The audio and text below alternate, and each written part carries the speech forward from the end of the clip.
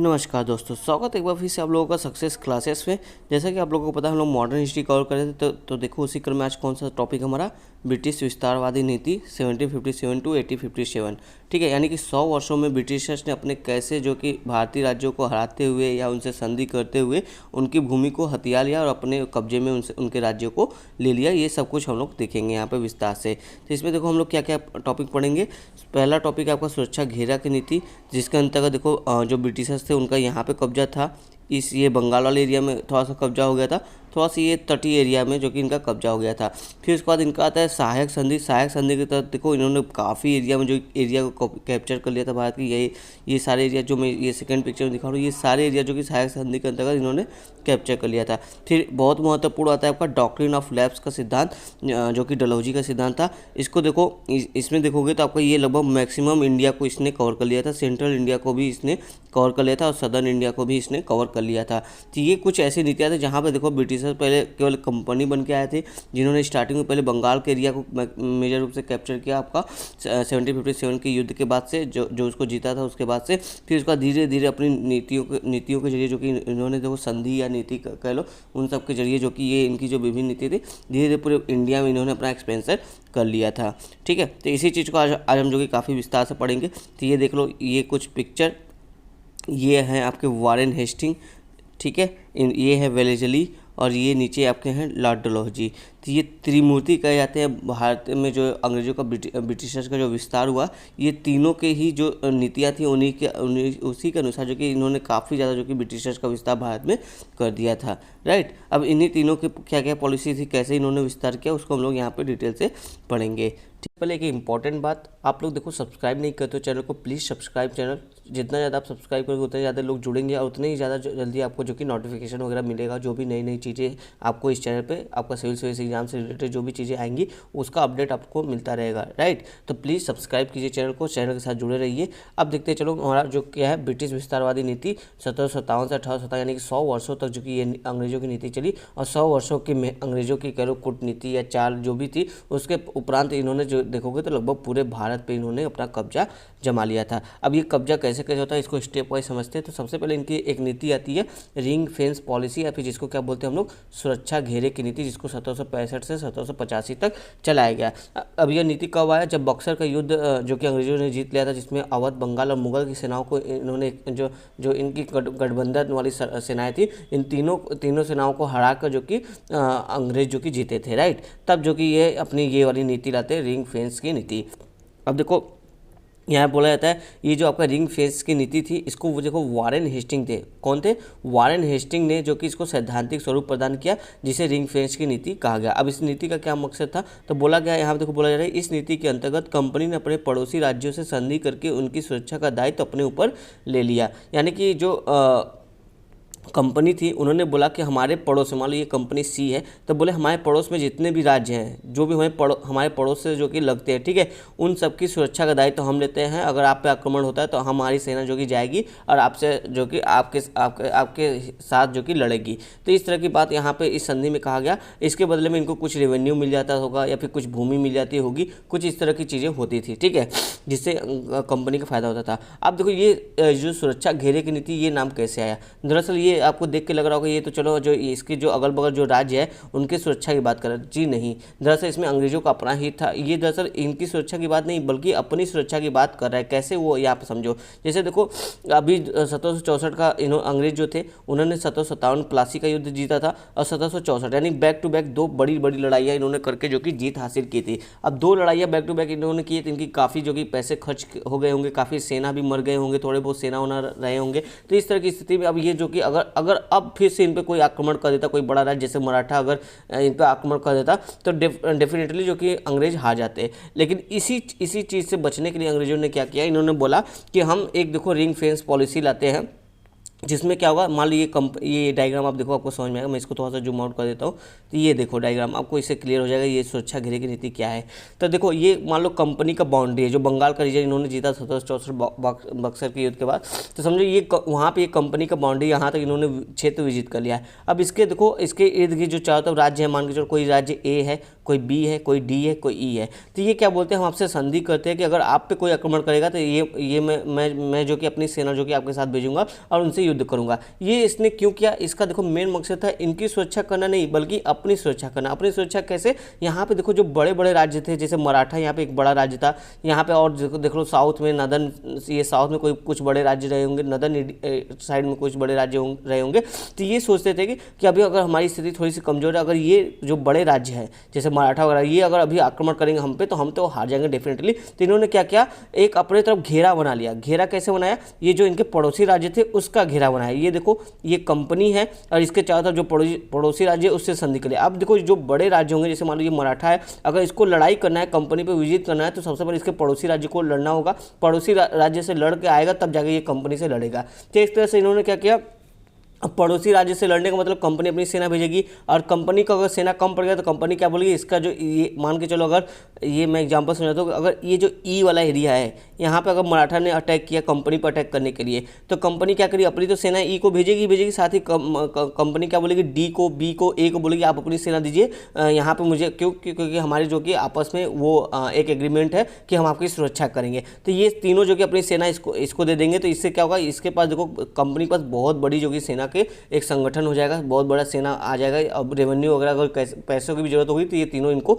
दे देंगे। तो इस तरह से देखो अब कोई जो बड़ा राज्य होगा वो देखो कंपनी पे युद्ध करने की हिमाकत नहीं करेगा। वो समझ जाएगा कि यार कंपनी के पास जाना है तो मतलब पहले इसके पड़ोसी राज्य को हराना पड़ेगा। पड़ोसी राज्य मतलब इसके जो 2-3 पड़ोसी राज्य है ये सभी संगठित होकर हमसे युद्ध करेंगे। और अभी अभी देखो प्लासी का युद्ध और बक्सर का युद्ध हो चुका था, जिसमें कंपनी ने बक्सर के युद्ध में 3 राज्यों के संगठित सेनाओं को हराया था। तो इस वजह से भी थोड़ा सा खौफ था, इसलिए इस वजह से भी कोई पंगा लेना नहीं चाहता था। तो इस तरह से जो कंपनी है वो अपने लिए देखो एक सुरक्षा का घेरा बना लेती है जो उसके पड़ोसी राज्य उसके जरिए से, इसीलिए इसको क्या बोला गया, सुरक्षा घेरे की नीति। उम्मीद आपको ये पॉलिसी समझ में आया होगा। मुख्य रूप से आप देखो ये जो सुरक्षा घेरे नीति थी इसको लॉर्ड क्लाइव ने पहले आरंभ किया था। स्टार्टिंग में सोचा था इस तरह से कुछ होगा, बहुत ढीले ढाले हुए में इसको लागू करने की कोशिश की थी, लेकिन जो वारेन हेस्टिंग थे इसको देखो सैद्धांतिक स्वरूप से इसका सैद्धांतिक स्वरूप प्रदान किया और इसको सिस्टमैटिक रूप से लागू किया था। इस तरह से देखो अब अंग्रेजों का विस्तार पहले जो बंगाल का विजित क्षेत्र था उसके जगह पर जो इसके पड़ोसी राज्य वहाँ तक अंग्रेजों का जो कि विस्तार हो गया है, यानी पड़ोसी राज्यों तक भी अब इनका विस्तार हो चुका है इस तरह की संधि से, राइट। अब यही रिंग फेंस की जो आपकी संधि थी, पॉलिसी थी, सुरक्षा घेरे की नीति, यही बात थी, इसमें मुख्य बात थी जो मैंने आपको बता दिया। अब चलते हैं अपने नेक्स्ट पॉलिसी की तरफ ब्रिटिशर्स की, जिससे उन्होंने विस्तार किया। वो था हमारा सब्सिडरी अलायंस या फिर सहायक संधि, जो 1798 से 1805 तक चला। ये काफ़ी इंपॉर्टेंट संधि है, राइट। इसको देखो वेलेजली ने ये लेकर आया था और काफ़ी इंपॉर्टेंट संधि क्यों, क्योंकि इसने देखो लगभग भारत का जो मेन एरिया था वहाँ पर इसने कब्जा कर लिया था भारत में।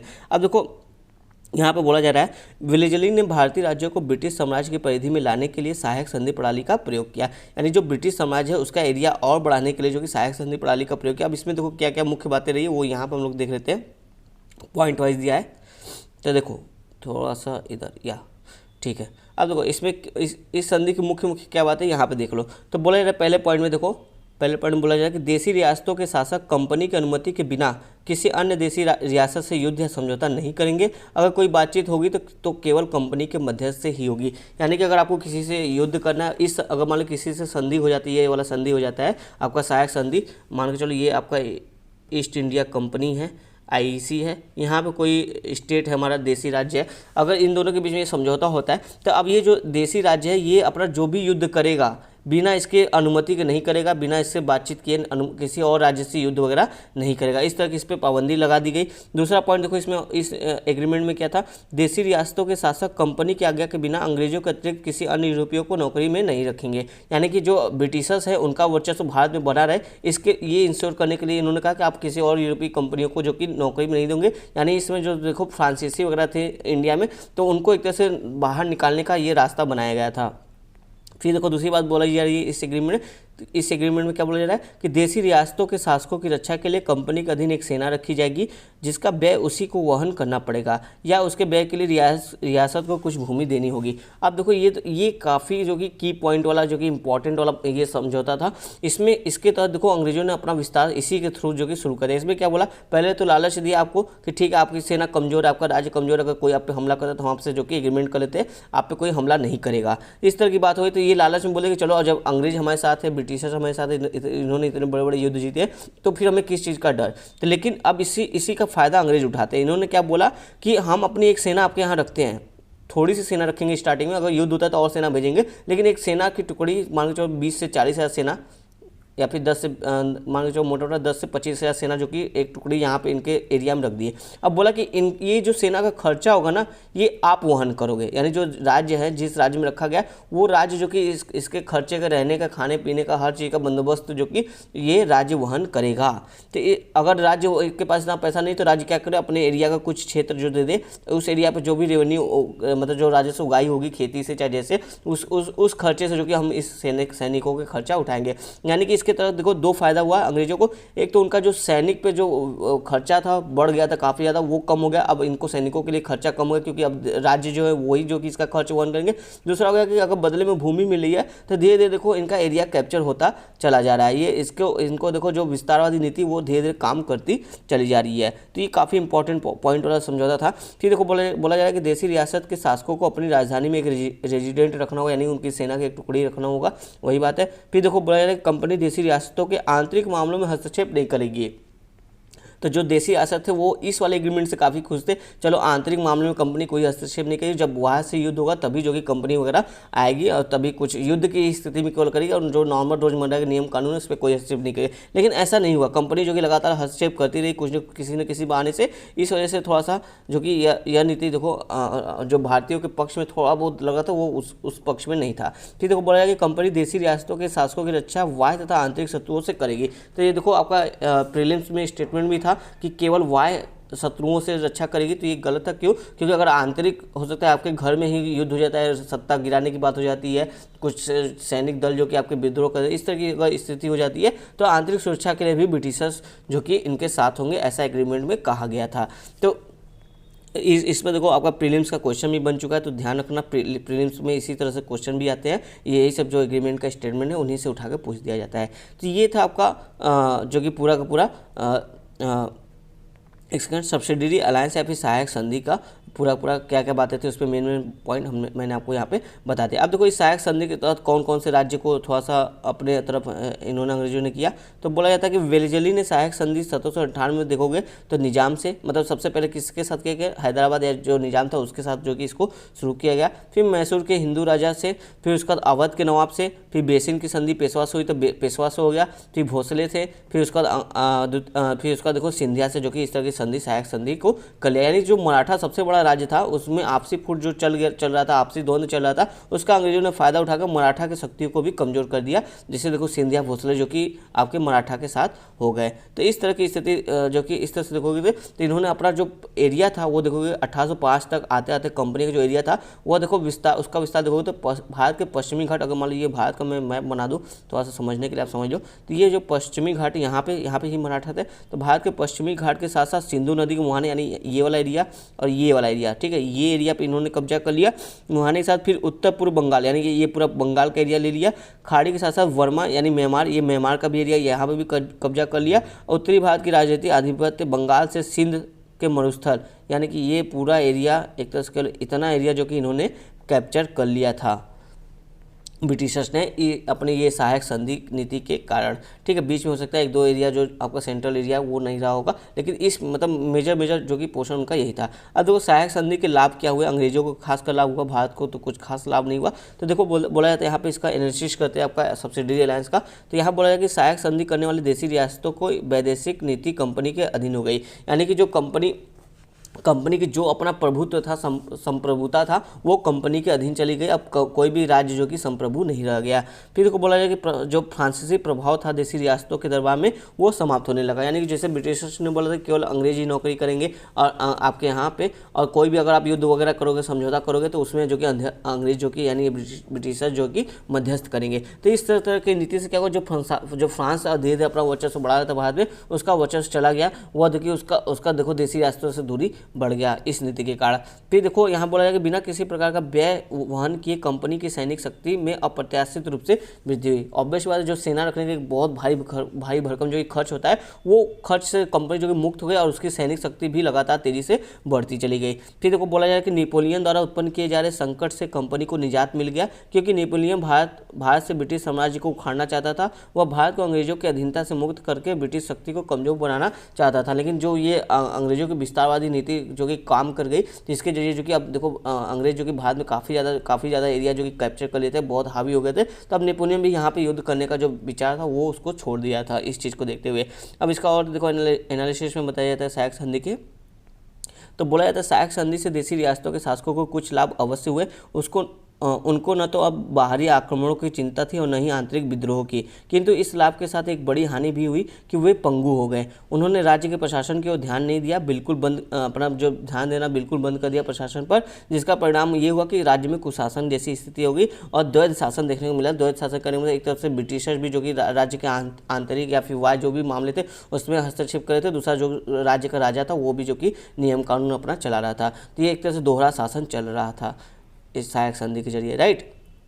फिर देखो बोला जा रहा है, अब इसका कंक्लूजन में बताया जा रहा है कि ये जो आपका सहायक संधि का सिद्धांत रहा है, तो ये बोला जाए जो द्वैध शासन था, ये देखो द्वैध शासन में जो कि बुराइयों का शिकार होने लगे, जिन्होंने बंगाल को पूरी तरह से तबाह कर डाला। यानी जो द्वैध शासन चला था ब्रिटिशर्स का भी, बंगाल के जो राजा थे या फिर जो कल नवाब थे उनके साथ जो दोनों के जो दोहरा शासन चला था, इससे जो बंगाल था वो पूरी तरह से तबाह हो गया था। फिर देखो यहाँ पर बोला जाता है कि औपचारिक रूप से इन राज्यों की आंतरिक सर्वोच्च शासन शक्ति अक्षुण्ण थी, किंतु यथार्थ व्यवहार में आंतरिक शासन के मामलों में ब्रिटिश रेजिडेंट बहुता हस्तक्षेप किया करते थे। यानी कि देखो औपचारिक रूप से ये एग्रीमेंट हुआ था कि हम आपके आंतरिक मामलों में हस्तक्षेप नहीं करेंगे, लेकिन क्या हुआ, कई बार देखा गया कि वो उन्होंने हस्तक्षेप किया है। सहायक संधि स्वीकार करने वाले राज्य शीघ्र ही दिवालिया हो गए, यानी कि उनके जितने भी कह लो कोष वगैरह था, खजाना वगैरह था, वो सब खत्म हो गया।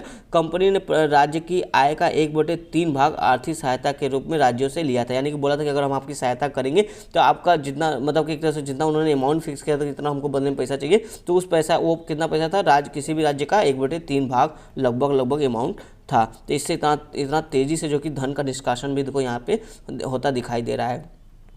यह इतना अधिक था कि लगभग सभी राज्यों पर शेष धन रह जाता था, यानी कि कुछ राज्यों की उधार उन पर रह जाता था। अब देखो कुछ थिंकर हैं या फिर विचारक है जो अपन इस नीति को एनालिसिस करते हैं, उस आधार पर जो कि ये नीति कैसा था उसको व्याख्या करते हैं। तो देखो कार्ल मार्क्स काफ़ी इंपॉर्टेंट है, ये बोलते हैं कि सहायक संधि प्रणाली के प्रभाव का वर्णन करते हुए लिखा है, स्थानीय राजा उनका अस्तित्व तो वास्तव में उसी दिन समाप्त हो गया जिस दिन वे कंपनी द्वारा सुरक्षित बने अथवा कंपनी उनकी सहायक बनी। यानी कि जिस दिन इन्होंने ये एग्रीमेंट साइन किया उसी दिन जो कि ये जो स्थानीय राजा थे वे पंगु बन गए थे, उनका वास्तविक जो शासन था उसी दिन समाप्त हो गया था, ऐसा कार्ल मार्क्स जी का मानना है। ओके, फिर देखो एक अंग्रेजी टीकाकार यानी कि एक लेखक हैं, कुछ आर्टिकल वगैरह लिखते होंगे, तो उन्होंने कहा है कि सहायक संधि की तुलना एक ऐसी नीति से की है जिसमें मित्रों को उस समय तक मोटा किया जाता है अथवा उन्हें सहायता प्रदान की जाती है जब तक वे हड़पने योग्य नहीं हो जाते हैं। वास्तव में यह प्रणाली भारतीय राज्यों के लिए एक मीठे जहर के समान थी जिसका असर धीरे धीरे होता था। तो ये था पूरा आपका सहायक संधि जिसको हमने काफ़ी डिटेल से देखा। अब नेक्स्ट हमारा चलिए अगला टॉपिक देखते हैं, हमारा क्या अगला नीति है। इसमें बताया जाता है अधिश्वरता तथा अधीन पृथक्करण की नीति, जिसे क्या बोला जा रहा है, paramountcy and subordinate isolation, right. ये देखो 1813 से 1823 यानी 10 वर्षों तक ये चला। इसमें क्या किया गया कि जितने भी ब्रिटिश राज्य अभी तक कैप्चर कर लिए गए थे, चाहे सुरक्षा घेरे की नीति हो चाहे सहायक संधि हो, उसके द्वारा उन सभी एरिया में अभी तक क्या था, सहायक संधि थी, संधियाँ चल रही थी जो आपस में जो कि कुछ आपकी बातों के लिए हमने देखा, कुछ हमारी बातें होंगी, मिला जुला के एक एग्रीमेंट हुआ हमारे आपके बीच में जो कि बराबरी का एग्रीमेंट कुछ ऐसा माना जाता था। लेकिन अब इन्होंने जब इतना सारा कैप्चर कर लिया एरिया, धीरे धीरे इनका वर्चस्व बढ़ गया, तो ये क्या चाहते थे कि जितना भी एरिया हमने कैप्चर किया इंडिया में वहाँ पे अपना वर्चस्व स्थापित कर ले, प्रभुत्व स्थापित कर ले, यानी जो ये देसी राज्य होंगे वो हमारे अधीन काम करेंगे, इनका कोई बराबरी का रोल नहीं होगा, कोई एग्रीमेंट ऐसा नहीं होगा, ये सब जो कि अब हमारे अंडर काम करेंगे। यानी कि अपनी जो राजनीतिक सर्वश्रेष्ठता थी उसको स्थापित करने की बात इस नीति के अंतर्गत आई, जो लगभग 10 वर्षों तक चली। राइट। इसके लिए देखो प्रमुख रूप से कौन जिम्मेदार थे, लॉर्ड हेस्टिंग, जो कि लॉर्ड हेस्टिंग ने जो कि ये काम काफ़ी तीव्र गति से किया था। देखते सर यहाँ पे देख लो मुख्य बातें क्या थी कि देसी राज्य द्वारा कंपनी की सौर शक्ति मानना तथा देसी राज्य का पूर्णतः कंपनी के अधीन होना, यानी कि इसकी ये पॉलिसी थी कि जो भी देसी राज्य थे जहाँ पे ब्रिटिशर्स का एरिया था वो देखो कंपनी को सर्वोच्च शक्ति मानेंगे, सर्वोच्च सत्ता मानेंगे और उसके अधीन जो कि पूर्ण रूप से काम करेंगे, कोई एग्रीमेंट वगैरह इस तरह से नहीं चलेगा। दूसरी बात बोला गया कि देसी राज्य आपस में बिना कंपनी की अनुमति के कोई समझौता नहीं कर सकते तथा ब्रिटिश रेजिडेंट निर्देशानुसार ही कार्य करेंगे, यानी कोई कि आपस में आपको ऐसा नहीं कि गठबंधन बना के हमारे खिलाफ विद्रोह कर दीजिए, इस तरह की बातें हो जाएगी। तो इस तरह की चीज़ें आप नहीं कर सकते। कोई भी एग्रीमेंट, चाहे वो युद्ध से संबंधित हो चाहे बिजनेस से संबंधित हो, कोई भी एग्रीमेंट आप बिना हमारे अनुमति के नहीं कर सकते। जबकि इसके पहले क्या था कि आप जो कि युद्ध से संबंधित जो कि कोई एग्रीमेंट नहीं कर सकते, लेकिन यहाँ पे था कोई समझौता, चाहे युद्ध से हो, व्यापार से हो, कुछ भी हो, वो हमारे अनुमति के बिना नहीं कर सकते, यानी कि पूरी की पूरी वर्चस्व स्थापित करने की बात यहाँ पे देखी जा सकती है। इस तरह से बोला जाए कि इस प्रकार की संधि ने सिंधिया, होलकर, गायकवाड़ तथा मध्य भारत के राजपूताना आदि देसी रियासतों में ब्रिटिश सर्वोच्चता को स्थापित कर दी थी। तो ये छोटा सा था, इतना ही इस नीति में था, मुख्य रूप से बात थी। अब देखो यहाँ पे बोला जा रहा है जो आपका मेन थ्योरी था, एक last important doctrine of lapse, जो कि 1848 से 1856 तक चला। कौन लेकर आया था? जो लॉर्ड डलहौजी था, उसने जो कि इस तरह की नीति को लेकर आए थे हमारे लॉर्ड डलहौजी, राइट। तब देख सकते हैं इसमें क्या क्या बातें की जा रही है। थोड़ा सा बैकग्राउंड के साथ चलेंगे तो आपको ये बेहतर समझ में आएगा। तो बोला जाए कि मुगल साम्राज्य के पतन तथा मराठा संघ की हार के पश्चात भारत में 1818 ईस्वी तक कंपनी की स्थिति काफ़ी सुदृढ़ हो गई थी। अतः डलहौजी ने गवर्नर जनरल बनते ही साम्राज्य विस्तार जो साम्राज्य विस्तार थी उसकी दो नीतियाँ अपनाई। पहली नीति थी युद्ध, दूसरी नीति थी व्यापकत के सिद्धांत। तो युद्ध की नीति तो ब्रिटिश विस्तार का आरंभ से ही अभिन्न अंग थे। इसके तहत जो कि पंजाब, लोअर बर्मा का विलय किया गया। दूसरी ओर व्यापकत की नीति थी जिसका सामान्य अर्थ था शांतिपूर्ण विलय था। इस नीति द्वारा भारत की कुछ महत्वपूर्ण रियासतों को ब्रिटिश समाज में विलय कर लिया गया। यानी जो डलहौजी आया था उसने देखो, जब उसने देखा कि अब ब्रिटिशर्स की स्थिति काफ़ी मजबूत है भारत में, तो उसने दो पॉलिसी लेकर आई अपने साम्राज्यवादी विस्तार को और बढ़ाने के लिए। पहला था युद्ध करके, अगर आप हमारी बात नहीं मानेंगे तो हमसे युद्ध करेंगे और आप हार जाओगे तो आपका एरिया मेरा हो जाएगा। दूसरा था शांतिपूर्ण विलय तरीका था, ठीक है, जिसमें देखो बहुत से भारतीय राज्य को इसने जो कि कैप्चर कर लिया था। यहाँ पे आगे बताया जाता है डलहौजी ने ऐसा देखा कि व्यापकत सिद्धांत के आधार पर अगर हम देखें तो भारत में 3 प्रकार की रियासतें थी। कौन कौन सी रियासतें थी? पहले वे रियासत आते थे जो कभी भी उच्चतर शक्ति के अधीन नहीं थे और न ही कर देते, यानी कि वो देखो ब्रिटिश के अधीन नहीं थे, मराठा के अधीन नहीं थे, मुगल के अधीन नहीं थे और ना ही टैक्स वगैरह इनको देते थे। तो इस टाइप की कुछ रियासत थी। फिर दूसरा था कि वे रियासतें जो मुगल सम्राट अथवा पेशवा के अधीन थी उन्हें कर देती थी, लेकिन अब वो देखो अंग्रेजों के अधीन हो गई हैं। ये दूसरे टाइप की रियासतें थी। तीसरी रियासतें ये थी जिन्हें अंग्रेजों ने सनदों द्वारा स्थापित की थी अथवा पुनर्जीवित की गई थी। जैसे देखो हैदराबाद का जो निजाम वगैरह था, ये सब एरिया जो था, यहाँ पे क्या किया कि ऐसी रियासतें जिनको अंग्रेजों के सपोर्ट के द्वारा वो जगह चल रही हैं, अंग्रेजों ने उनको पुनर्जीवित किया, उनको गद्दी पर बैठाने में अपनी महत्वपूर्ण भूमिका निभाई है। तो ये 3 तरह के जो कि रियासतें थी डलहौजी के समय में। तो डलहौजी ने बोला कि जो दत्तक पुत्र या फिर गोद देने का सिस्टम है वो आपका दूसरे और तीसरे श्रेणी के रियासतों में नहीं चलेगा। इस श्रेणी में अगर कोई देखो वंश नहीं है, जिसको अगर कोई उनका अपने पीढ़ी का कोई वंश नहीं है तो वो किसी और बच्चे को जो कि गोद लेकर जो कि गद्दी पर नहीं बैठा सकते। ऐसी स्थिति में इनका जो रियासत होगा वो जो कि ब्रिटिशर्स के अधीन आ जाएगा। दूसरे और तीसरे श्रेणी के जो भी रियासतें आएंगी जिसमें जो देखो अब ब्रिटिशर्स के अधीन हो चुकी हैं या फिर उनको ब्रिटिशर्स द्वारा पुनर्जीवित किया गया या किंग बनाया गया था किसी को। तो ऐसी रियासतें में अगर कोई वंश नहीं है और कोई गोद लेकर अपने जो कि वंश को आगे बढ़ा रहा है तो ये नहीं चलेगा। और ऐसी रियासतें जो कि ब्रिटिश के अधीन जो कि आ जाएंगी, ब्रिटिश में विलय हो जाएंगी। लेकिन जो पहले टाइप का था ये ब्रिटिश के अधीन नहीं आएंगी। क्यों? क्योंकि ये देखो किसी के भी अधीन कभी नहीं थी, इस वजह से ये देखो ब्रिटिश के अधीन नहीं आएंगी। तो यही मुख्य रूप से आपका व्यापकत का सिद्धांत था यहाँ पे। और डलहौजी ने देखो इस सिद्धांत का प्रयोग करते हुए किसको अपने अंतर्गत ले लिया। सतारा को सबसे पहले 1848 में लिया था, फिर जयपुर और संभलपुर, बघाट, उदयपुर, झांसी, नागपुर जो कि ब्रिटिश साम्राज्य में मिला लिए गए। यानी कि ये आपका जो गोद देने वाला सिस्टम था कि अगर कोई उनका वंश नहीं होता तो गोद देकर किसी बच्चे को जो अपनी शासन दे देते हैं, उस अपनी सत्ता का या फिर अपना उत्तराधिकारी बना देते हैं। तो ये सिस्टम उत्तराधिकारी वाला सिस्टम अब नहीं चलेगा। अब ये जो अगर जहाँ पर कोई ऐसा राज्य है जहाँ पे आगे कोई वंश नहीं है तो वो राज्य सीधे सीधे ब्रिटिश के अधीन आ जाएगा। ऐसा डलहौजी का मानना था, ठीक है। आप देखो अब इसी का थोड़ा सा यहाँ पे थोड़ा सा प्रीलिम्स के पॉइंट ऑफ व्यू से एक चीज़ बताया जा रहा है कि ये जो आपका डॉक्ट्रिन ऑफ लैप्स या बेबकत का सिद्धांत है, ये इसके प्रतिपादक जो कि डलहौजी नहीं थे। ये ध्यान रखना, स्टेटमेंट में आ सकता है कि इसके प्रतिपादक डलहौजी थे, तो डलहौजी इसके प्रतिपादक नहीं थे, बल्कि 1834 में यानी डलहौजी के पहले ही कोर्ट ऑफ डायरेक्टर्स ने यह कहा था कि पुत्र के न होने पर दत्तक पुत्र लेने का अधिकार हमारी ओर से एक विशेष अनुकंपा तथा स्वीकृति है, जो एक अपवाद के रूप में देनी चाहिए। वस्तुतः डलहौजी का ध्येय सिर्फ यही था कि इस आज्ञा का अक्षरशः पालन किया जाए और कंपनी को भारतीय प्रदेशों को प्राप्त करने का कोई भी अवसर नहीं खोना चाहिए। यानी कि एक तरह से निर्देश था कोर्ट ऑफ डायरेक्टर्स का 1834 में कि ठीक है, आपके पास कोई पुत्र नहीं, अगर आप दत्तक पुत्र लेते हो, आप उसके द्वारा उसको उत्तराधिकारी चुनते हो तो कोई बात नहीं, आप कर सकते हो, लेकिन ये हमारी अनुकंपा है कि हम आपको ऐसा करने दे रहे हैं। तो डलहौजी ने क्या किया, इसी बात को बोला कि हम क्यों अनुकंपा करें, हम कोई भी मौका जो कि नहीं गंवाना चाहते अगर कोई राज्य अपने राज्य का विस्तार करने में,